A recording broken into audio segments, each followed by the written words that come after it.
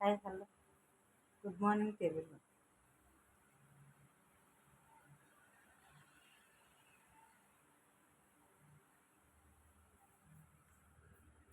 నిన్న ఒక పెద్ద మనిషి అంటారు లీవ్ కావాలా నేను అడిగితే, శాలరీ పెంచమని నేను అడిగితే, అదేంటమ్మా అడక్కముందే శాలరీ ఇస్తే పెంచమంటున్నావు అన్నారు.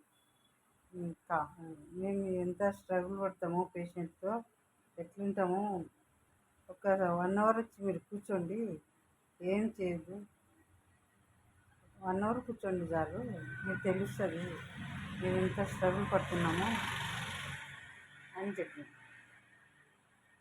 శాలరీ పెంచుతా అనకుండా, సరే నీకు వేరే చోట మారుస్తా, వేరే చోట మార్చినా అంతే కదా, వర్క్ ఉంటుంది కదా. వర్క్ అంటే ఐ మీన్ పేషెంట్ కేరింగ్. వాళ్ళ పేషెంట్ అంటే ఎట్లుంటుంది అసలు, వర్ణనాతీతం పేషెంట్ గురించి, ఇంకా చెప్పలేమన్నమాట. భగవంతునైనా వర్ణించవచ్చు, భగవంతుడు ఇట్లా చేస్తాడు, మనకు అట్లా చేస్తాడు, ఇట్లుంటాడు అట్లుంటాడని. మానసికంగా బాధపడే పేషెంట్ గురించి చెప్పడం చాలా కష్టం. పేషెంట్తో పాటు అంటే ఫిజికల్గా ఉన్న డిసీజ్తో పాటు మెంటల్ అప్సెట్లో ఉంటారు, అబ్నార్మల్. వాళ్ళతో ఎట్లా ఏగేది చెప్పండి, మీరు చెప్పండి. ఏగడం అంటే వాళ్ళ మైండ్ సెట్ ఎట్లుంటుందంటే, ఇంకా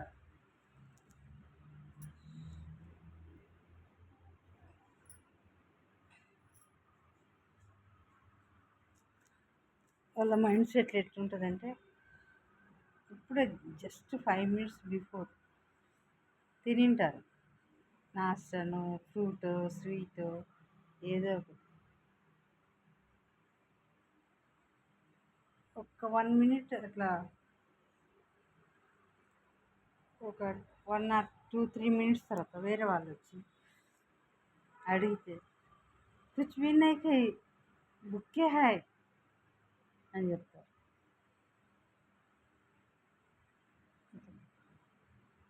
ఎట్లా అట్లా చెప్తే ఎట్లా అనిపిస్తుంది?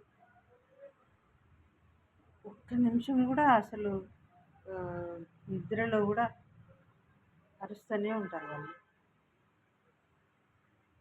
ఎంత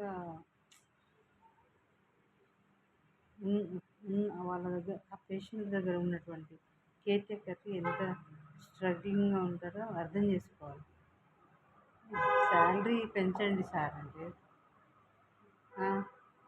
నీకు వేరే చోటుకు మారుస్తారు, వేరే చోటుకు మార్చినా శాలరీ పెంచాల్సిందే కదా. అదే నేను అన్నాను. అందుకే ఆయన ఫోన్ పెట్టేసిన తర్వాత మళ్ళీ నేను ఫోన్ చేసి, సార్ నేను మానేస్తున్నాను, నేను వెళ్ళిపోతాను ఇంటికి, వేరే వాళ్ళని పంపించండి అని చెప్పి. అదేంటమ్మా నువ్వు అడగకుండానే నేను శాలరీ ఇచ్చినాను అట్లంటావు అంటే, ఊరికే ఇచ్చినావా? మేము ఇక్కడ జాబ్ చేస్తేనే కదా మీరు శాలరీ ఇచ్చారు. నన్ను కొంచెం డిస్కషన్ అయిన తర్వాత, వేరే వాళ్ళని పంపించండి సార్, నేను ఉండను, ఇంటికి వెళ్ళిపోతాను. సర్లేమ్మా, శాలరీ పెంచుతానులేమ్మా అంటాడు మా సార్. చూడండి, ఒక్క నిమిషం నేనేదో ఒక 2-3 నిమిషాలు మాట్లాడదాం అనుకున్నా. బాయ్ బాయ్, 2 minutes అంతే, వెంటనే బాయ్ బాయ్ అని పిలుస్తూనే ఉంది. సర్లేమ్మా శాలరీ పెంచుతాను అంటాడు మా సార్. వాళ్ళు ఏమనుకుంటారో అంతే ఇక, హాయిగా కనీసం నిద్ర కూడా సరిగా ఉండదు. అన్నం తినడానికి, చాయ్ తాగడానికి, వెళ్ళడానికి కూడా यहाँ लेके आओ इधर ही बैठ के पी लो, లేపుతారు, इधर ही बैठ के खा लो. ఎవ్రీ మినిట్ ఆమెకి ఎదురుగా ఉండాలి. అట్లీస్ట్ స్నానానికి కూడా వెళ్ళనీయదు. అంత మానసికమైనటువంటి ఇబ్బందుల్లో ఉంది ఆమె. ఆమెనేమి అనడానికి ఏం లేదు, నేను ఆమె గురించి ఏం అంటలేదు.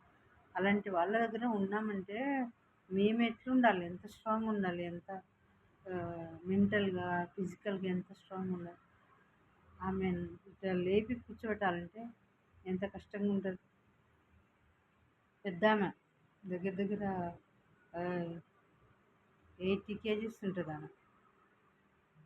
ఆమె ఏజ్ 90 ఇయర్స్. మా సార్ అన్న మాటకు నాకు బాధేసి ఇప్పుడు ఇలా మాట్లాడాల్సి వచ్చింది అంతే. అవతల పేషెంట్ దగ్గర ఉన్నటువంటి కేర్ టేకర్ని అర్థం చేసుకోవాలి. ఎవరెవరు ఏ వర్క్ చేస్తున్నారు, ఎలా ఉన్నారని చూసుకోవాలి.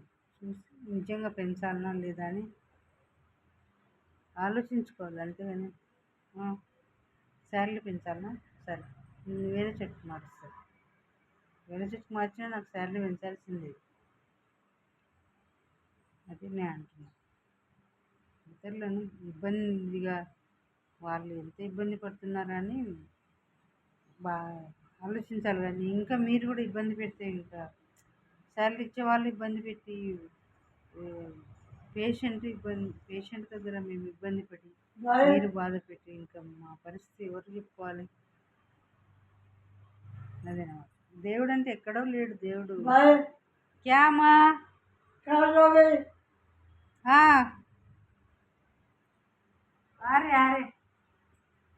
అదనమాట. ఒక్క నిమిషం అసలు ఉంచరు ఖాళీగా. ఒక అర్ధరేత ఏ హోరా ఓ హోరా బేచన్ హోరా అట్లా చెప్తూనే ఉంటుంది ఆమె. అంటే మైండ్ సెట్ సరిగా లేదు. ఏం చదువు మందులు వాడుతున్నా కానీ అంతే వాడుతున్నారు. ఇంకా పర్వాలేదు, కొంచెం కొంచెం ఒక్క పర్సెంట్ పర్వాలేదు. సరే, కేర్ గురించి ఆలోచించి మంచిగా వాళ్ళకు మేము ఇట్లా పేషెంట్స్ని సాటిస్ఫై చేసి ఇక్కడ నిలబడతాము. కేర్ టేకర్ని కూడా దృష్టిలో పెట్టుకొని వాళ్ళను అర్థం చేసుకొని వాళ్ళకు కావాల్సిన టైంకి శాలరీ ఇస్తూ వాళ్ళని కూడా మీరు సాటిస్ఫై చేయాలి. కేర్ టేకర్స్ ఆఫీస్ వాళ్ళు. Thank you. Like and subscribe my channel.